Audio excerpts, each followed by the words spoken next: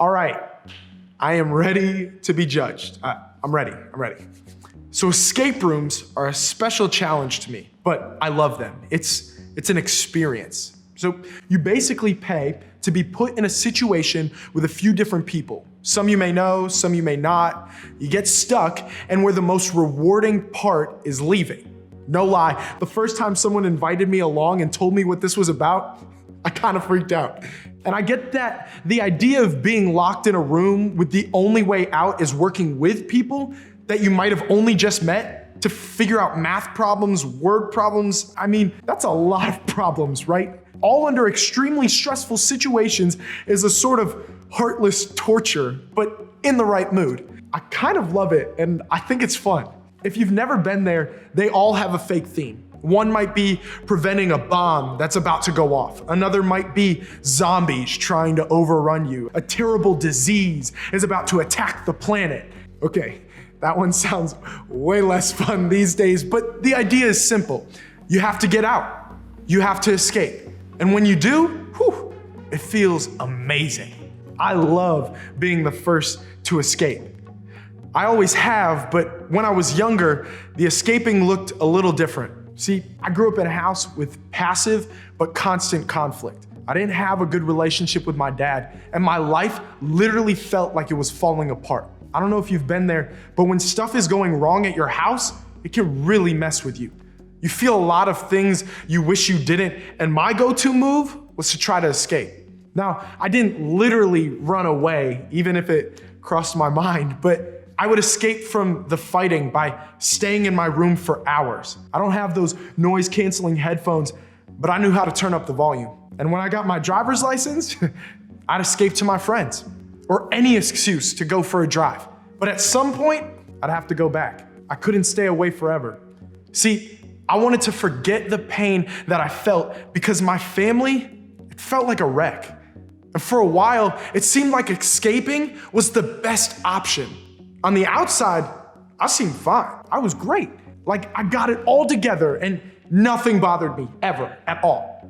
But on the inside, man, I was insecure, I was anxious, I was bitter and angry. I thought I could only feel better if I escaped my life, so I continued to find new ways to run away. I escaped with friends. I considered using some bad habits to get away. I even went through a period where I got super serious about school and work and sports and used being super busy as an excuse to escape what was going on at home. All the while, I simply counted down the days until I could literally escape by leaving home forever. Thankfully, that's not my reality now, but maybe you can relate to my story. Either to having family drama or school stress or just general, I'm a human living in times of pandemics and injustice and global warming kind of stress. The reality is we're all feeling a lot these days. I heard the analogy that emotions are like getting calls on our cell phone. Sometimes they're expected, other times they're unexpected.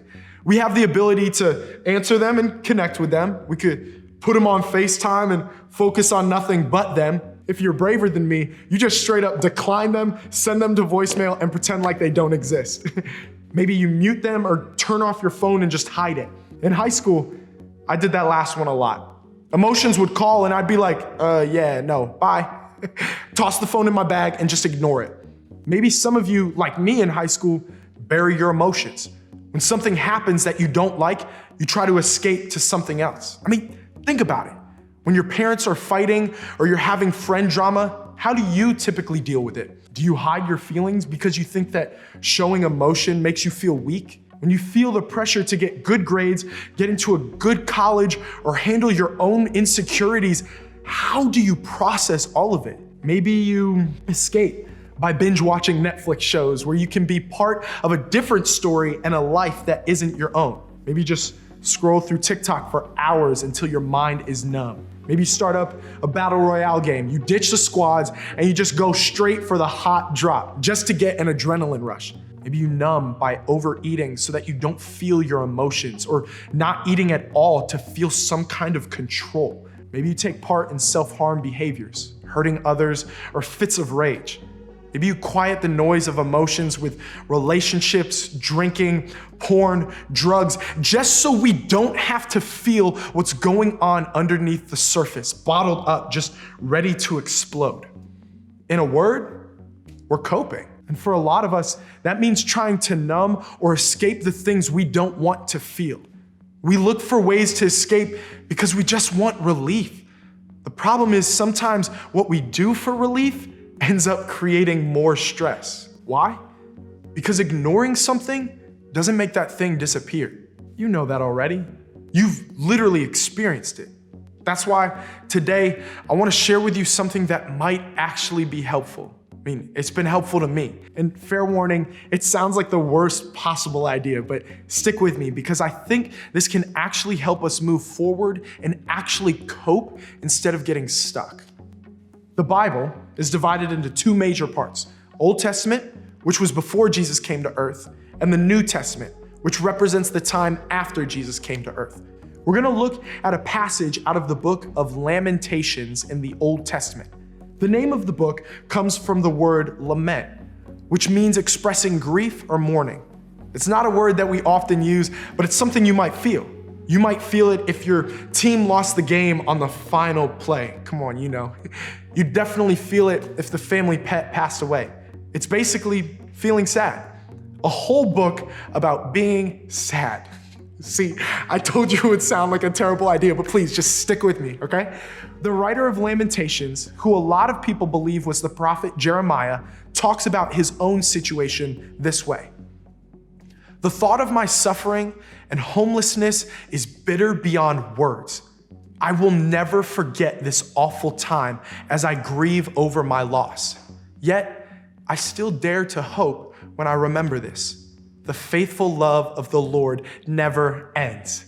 His mercies never cease. Great is his faithfulness. His mercies begin afresh each morning. Clearly, Jeremiah is going through it. Like my boy is going through it. He says that he is bitter beyond words. We all get that. Go ahead. Just think about something that has made you bitter beyond words. You've been there, right? You might even be there right now. He's hurting. It's so bad that he says he will never forget what he's feeling. This is important to pay attention to. Jeremiah doesn't downplay what's going on. He doesn't avoid it, doesn't drink it away, pretend it away, or sugarcoat what he's dealing with. He writes out his reality, as painful and real as it is. Jeremiah not only talks about the circumstances that caused his pain, but also how he felt about them. He names exactly what is going on, and he doesn't stop there. He moves from naming how he feels to naming what is true about God. He makes sure that he tells himself truth in the middle of his difficult circumstances and feelings, the kind of truth that gives him hope to push forward. I think that sometimes we will do anything to not feel all of our feelings because it hurts. So we avoid them altogether. But Jeremiah demonstrates a willingness to feel them, however bad they are. The trick is, though, to not stay there. This is important for us too. In order to fully feel hope, we need to fully feel our other emotions, however painful they might be. So, how did Jeremiah find the strength and courage to feel his difficult emotions? Because of what he says at the end of this verse. The faithful love of the Lord never ends. His mercies never cease. Great is his faithfulness. His mercies begin afresh each morning. Now, did you catch that? Jeremiah recognized that there is a new start. Every morning, guys, we get a fresh dose of hope, love, and promise from God. That's how we cope, with fresh hope from God. God's love, faithfulness, and compassion allows us to cope with every negative experience or feeling that we have. We can't escape the pain without escaping the good stuff on the other side. His faithfulness, it doesn't change. It's new every morning. So when our pain is new, so is God's love. When our hurt is fresh, so is God's faithfulness. Because of God, we can handle whatever is causing us pain. Now, that doesn't mean you should never watch Netflix if you're sad or have an ice cream as you calm down. It just means that those don't fix anything. If we want to get through them and not just around them, we have to feel them, knowing that there is hope on the other side. Netflix, it can't heal our pain. Drinking, it won't make the difficulty go away. Staying up all night, that doesn't fix the problem. They'll help us escape temporarily, but they won't help us heal. And guys, we need to heal. When we go to quick fixes, they're like Band-Aids. They don't heal hurts, they simply just cover them up temporarily. They're coping strategies that never get to the heart of our hurts and the emotions that we feel. For example, when I went to pornography as a way to cope, I didn't allow myself to acknowledge and experience my difficult circumstances and feelings. As a result, I didn't find hope. And because of that, I kept going to more and more places that I shouldn't to avoid the emotions that always seem to just come back. If we want to heal, we got to do what Jeremiah did. First, lament. Lamenting is just naming our difficulties, saying how we feel about it, refusing to act like it's no big deal.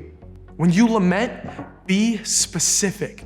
Say them out loud or write them down. And maybe most importantly, say them to God. Your heavenly Father, He wants to hear, especially when you're hurting. He's not mad if you say, hey, this is kind of awful, or I'm bitter beyond words. Guys, you can be honest with Him. Second, name the hope. Understand that in the midst of our circumstances and feelings, there's still hope. A bad day, a bad moment, a bad couple of weeks does not equal a bad life. God always meets us on the other side. Just like we're specific about our pain, we need to name specifically what's true and where our hope is and name it over and over and over again. This is how we can begin to let our hurts heal instead of trying to escape them. As we do this hard work, because it's gonna be hard, here's what we realize. You have to feel to move forward. Take a few minutes and think about how you avoid feeling. What are you using to turn off or turn down your feelings? Is it hopping on social media, playing a bunch of video games, sleeping way too much or way too little, eating or not eating? It isn't that these things in and of themselves are bad. It's that they're being used to do something they weren't meant to do, keep us from dealing with reality. When these things are used the wrong way, they'll never accomplish what we want them to. Or maybe you find yourself engaging in self-harm, drinking, smoking, pornography, or some other thing that only you know about. In these cases, you aren't just numbing the pain, guys, you're hurting yourself. You need to know that the additional pain you're creating doesn't erase the other pain. It doesn't make it go away. And hey, I get it. Okay, I get it. Sometimes big pain causes us to get stuck into coping behaviors we never meant to use long term. If you're using something to numb your feelings and you aren't sure you can stop, invite other people into your life. Find a trusted friend, adult, or small group leader to help process what's going on. They can help you acknowledge what you're going through, but also they can help remind you of hope when you need it. And there will come a time when we all need that reminder. For those of you sitting here wondering, why would I tell someone else my pain when I haven't even admitted it to myself? I get it. For you, I want you to ask yourself, what is getting in the way of me healing for real? Many of us are embarrassed, ashamed, afraid of judgment. Some of us have believed this lie that having big pain or big emotions is weakness. Opening up and sharing with others who are trustworthy will not only challenge the lies that hold you back, but can help lead you to peace and healing. If you aren't quite ready to say it out loud, I would encourage you to write it down. Then, when you're ready to share them with someone else. You may even want to meet with your small group leader to help you figure it out. Guys, no one should deal with the hurt from life alone. We all need each other. In fact, that's one of the biggest reasons why we have small groups. Small groups are created so that we can experience life together and all of life, not just the highlights. So if you aren't sure who to talk to, we encourage you to start with your small group leader or maybe your pastor. Hey, you don't even have to look them in the eye. Just text them 1 or 2 words, letting them know you're up for a conversation. They won't make it weird, and you'll be glad you did. I believe that we can't escape what we feel. We can numb it for a little while, but eventually we have to feel to move forward towards the big, abundant, joy-filled, better than you can think is possible right now life that God wants for us.